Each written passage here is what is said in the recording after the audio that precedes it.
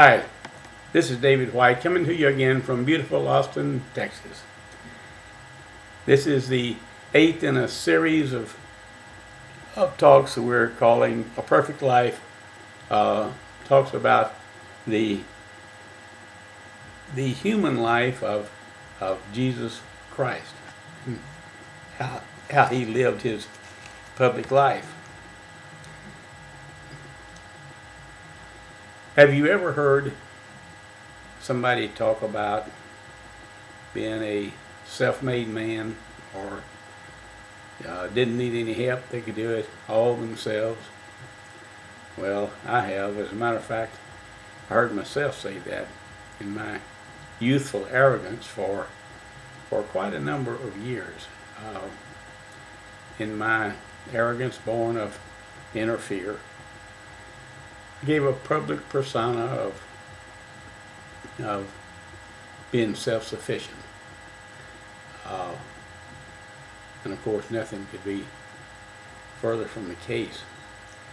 When I was in the early 70s, when I was around 30, I guess, I went in the insurance business and didn't have any employees, and it did pretty well. I stayed in the business about 8 or 10 years, and I prided myself in being self-sufficient and being my own man. And it was a good 20 years after that I figured out that I wasn't self-sufficient at all. I had hundreds of company people behind me, people who'd written books, just all kinds of help. But in my arrogance, I couldn't see that, and it just made me feel silly when I figured out better. Jesus Christ wasn't plagued with that arrogance. He knew that he had to have help to accomplish his mission here on earth, and so he set about to get that help.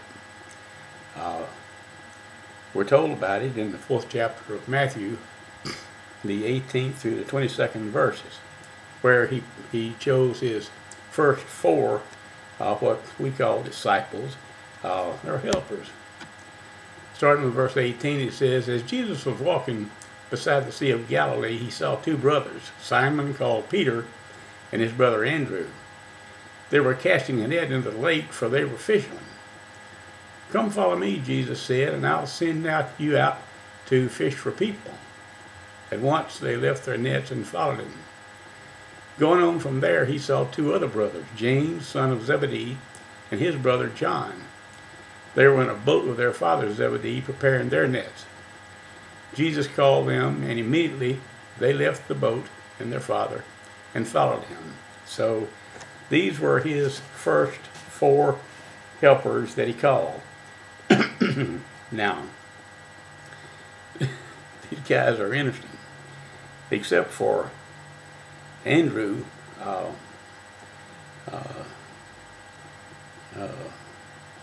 Simon, James, and John really weren't all that much to write home about.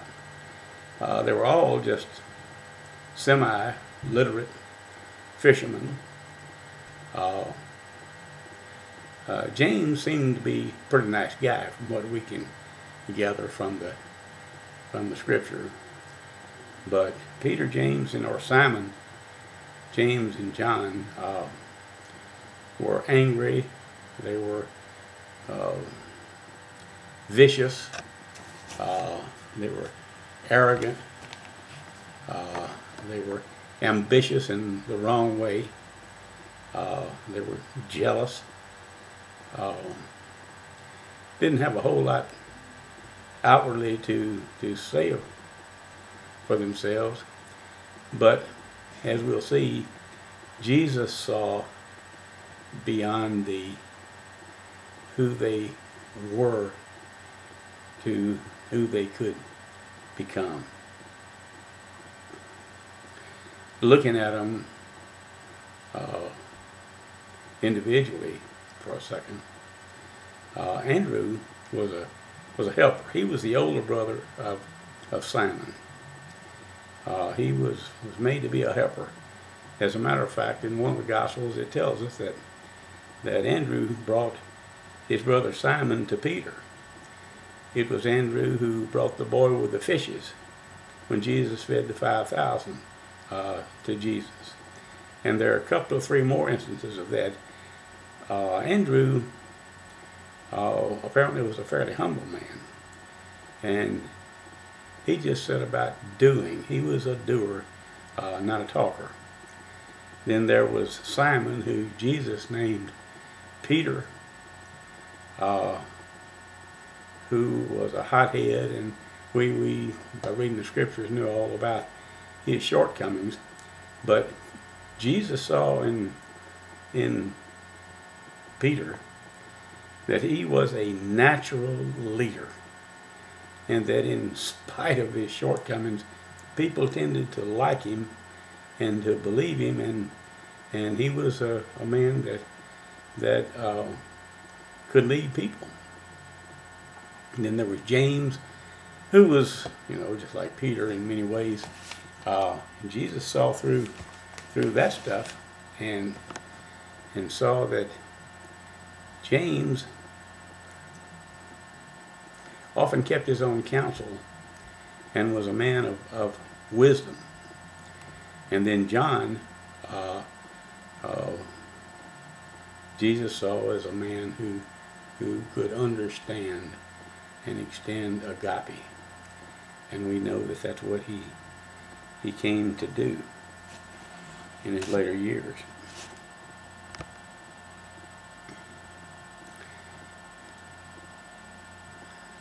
Many years ago, there was a lady named Daddy Rambo who wrote a song set to the music of the tune of the poem called Danny Boy. But she wrote a song called He Looked Beyond My Fault and Saw My Need. And it just gets to me every time I go to YouTube and hear it today. I have been the beneficiary of two mentors in this life who looked beyond my fault and saw my need. My first was my daddy. Daddy gave me my head when I was young because I'm convinced he knew that I was of the makeup that he had to let me bust it before anybody was ever going to be able to tell me anything. And then later on, in a spiritual fellowship, I had a mentor called Jack Later, who I've mentioned before in these talks, who did the same thing. And it was Jack, when I'd known him about, 8.5 or 9 years, I reared back my shoulders one day and said to Jack, Jack, I've seen you confront other people, but I've never seen you confront me. And I was fully intended for Jack to say, well, you've never needed it, Dave, you're a good boy. But old Jack didn't say anything for about a minute and a half, and that's a long time of dead air. And then in that quiet, loving voice, he says, David, I never thought your ego could stand it. And to a great extent, my world changed right there, because it hit me to the core that this old man had loved me enough to put up with my bull for the better part of 9 years and just let me ramble on and ramble on. And he just loved me, because he knew that to confront me would have been to cause me to run. And he looked beyond my fault and saw my need. Next time, we're going to do a little inventory of what Jesus' life has been up to this point. Talk about his baptism, his time in the desert with his father, then going back to Nazareth, and then making the circular tour of the areas around Galilee, and then picking his disciples, getting ready for the heart of the mission. So, until next time, I thank you for watching this time, and incidentally, my email address has changed. It's now white1091@gmail.com. So, until next time, have a good time. Good day.